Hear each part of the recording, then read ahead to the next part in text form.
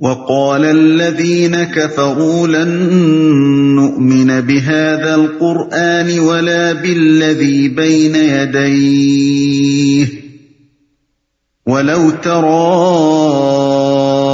إذ الظالمون موقوفون عند ربهم يرجع بعضهم إلى بعض القول يقول الذين استضعفوا للذين استكبروا لولا أنتم لكنا مؤمنين۔ یہ کافر کہتے ہیں کہ ہم ہرگز اس قرآن کو نہ مانیں گے اور نہ اس سے پہلے آئی ہوئی کسی کتاب کو تسلیم کریں گے۔ کاش تم دیکھو ان کا حال اس وقت جب یہ ظالم اپنے رب کے حضور کھڑے ہوں گے، اس وقت یہ ایک دوسرے پر الزام دھریں گے۔ جو لوگ دنیا میں دبا کر رکھے گئے تھے وہ بڑے بننے والوں سے کہیں گے کہ اگر تم نہ ہوتے تو ہم مومن ہوتے، نہ اس سے پہلے آئی ہوئی کسی کتاب کو تسلیم کریں گے۔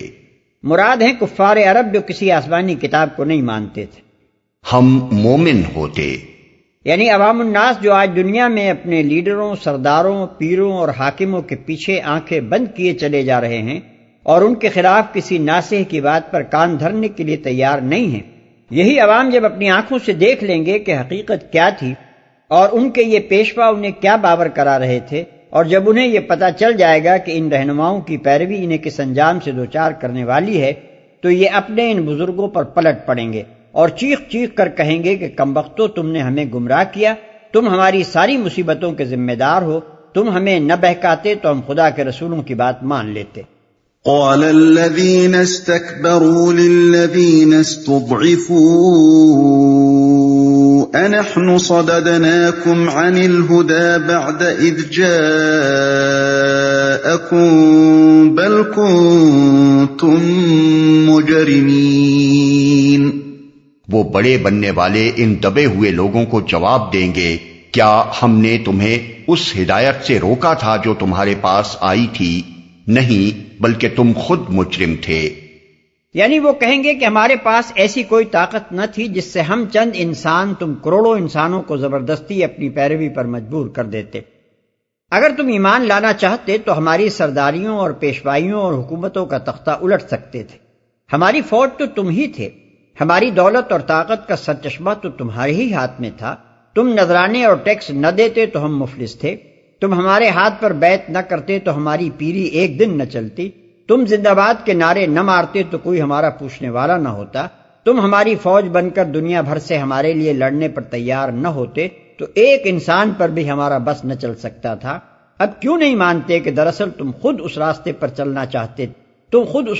نہ چلنا چاہتے تھے جو رسولوں نے تمہارے سامنے پیش کیا تھا۔ تم اپنی اغراض اور خواہشات کے بندے تھے اور تمہارے نفس کی یہ مانگ رسولوں کی بتائی ہوئی راہ تقویٰ کے بجائے ہمارے ہاں پوری ہوتی۔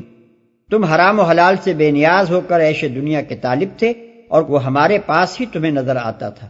تم ایسے پیروں کی تلاش میں تھے جو تمہیں ہر طرح کے گناہوں کی کھلی چھوٹ دیں اور کچھ نذرانے لے کر خدا کے ہاں تمہیں بخشوا دینے کی خود ذمہ داری لے لیں۔ تم ایسے پنڈتوں اور مولویوں کے طلبگار تھے جو ہر شرک اور ہر بدعت اور تمہارے نفس کی ہر دل پسند چیز کو عین حق ثابت کر کے تمہارا دل خوش کریں اور اپنا کام بنائیں۔ تم کو ایسے جال سازوں کی ضرورت تھی جو خدا کے دین کو بدل کر تمہاری خواہشات کے مطابق ایک نیا دین گھڑیں۔ تم کو ایسے لیڈر درکار تھے جو کسی نہ کسی طرح تمہاری دنیا بنا دیں، خواہ عاقبت بگڑے یا درست ہو۔ تم کو ایسے حاکم مطلوب تھے جو خود بد کردار اور بد دیانت ہوں اور ان کی سرپرستی میں تمہیں ہر قسم کے گناہوں اور بد کرداریوں کی چھوٹ ملی رہے۔ اس طرح ہمارے اور تمہارے درمیان برابر کے لین دین کا سودا ہوا تھا۔ اب تم کہاں یہ ڈھونگ رچانے چلے ہو کہ گویا تم بڑے معصوم لوگ تھے اور ہم نے زبردستی تمہیں بگاڑ دیا تھا۔ وقال الذين استضعفوا للذين استكبروا بل مكر الليل والنهار إذ تأمروننا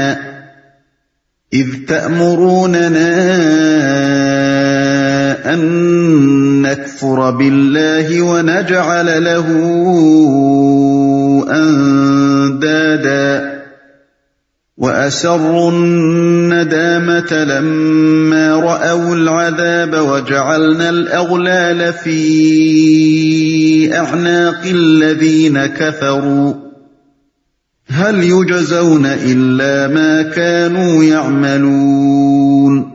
وہ دبے ہوئے لوگ ان بڑے بننے والوں سے کہیں گے، نہیں بلکہ شب و روز کی مکاری تھی جب تم ہم سے کہتے تھے کہ ہم اللہ سے کفر کریں اور دوسروں کو اس کا ہمسر ٹھہرائیں۔ آخر کار جب یہ لوگ عذاب دیکھیں گے تو اپنے دلوں میں پچھتائیں گے اور ہم ان منکرین کے گلوں میں توق ڈال دیں گے۔ کیا لوگوں کو اس کے سوا اور کوئی بدلہ دیا جا سکتا ہے کہ جیسے اعمال ان کے تھے ویسی ہی جزا وہ پائیں؟ اس کا ہمسر ٹھہرائیں۔ دوسرے الفاظ میں ان عوام کا جواب یہ ہوگا کہ تم اس ذمہ داری میں ہم کو برابر کا شریک کہاں ٹھہرائے دے رہے ہو؟ کچھ یہ بھی یاد ہے کہ تم نے اپنی چال بازیوں، فریب کاریوں اور جھوٹے پروپیگنڈوں سے کیا طلسم باندھ رکھا تھا، اور رات دن خلق خدا کو پھانسنے کے لیے کیسے کیسے جتن تم کیا کرتے تھے۔ معاملہ صرف اتنا ہی تو نہیں ہے کہ تم نے ہمارے سامنے دنیا پیش کی اور ہم اس پر ریجھ گئے، امر واقعہ یہ بھی تو ہے کہ تم شب و روز کی مکاریوں سے ہم کو بیوقوف بناتے تھے، اور تم میں سے ہر شکاری روز ایک نیا جال بن کر طرح طرح کی تدبیروں سے اللہ کے بندوں کو اس میں پھانستا تھا۔ قرآن مجید میں پیشواؤں اور پیرووں کے جھگڑے کا ذکر مختلف مقامات پر مختلف طریقوں سے آیا ہے۔ تفصیل کے لیے یہ مقامات ملاحظہ ہوں۔ سورہ اعراف آیات 38-39، ابراہیم آیت 21، القصص آیت 63، الاحزاب آیت 66 اور 68، المومن آیت 47-48، حامیم السجدہ آیت 29۔ وَمَا أَرْسَلْنَا فِي قَرْيَةٍ مِّن نَّذِيرٍ إِلَّا قَالَ مُتْرَفُوهَا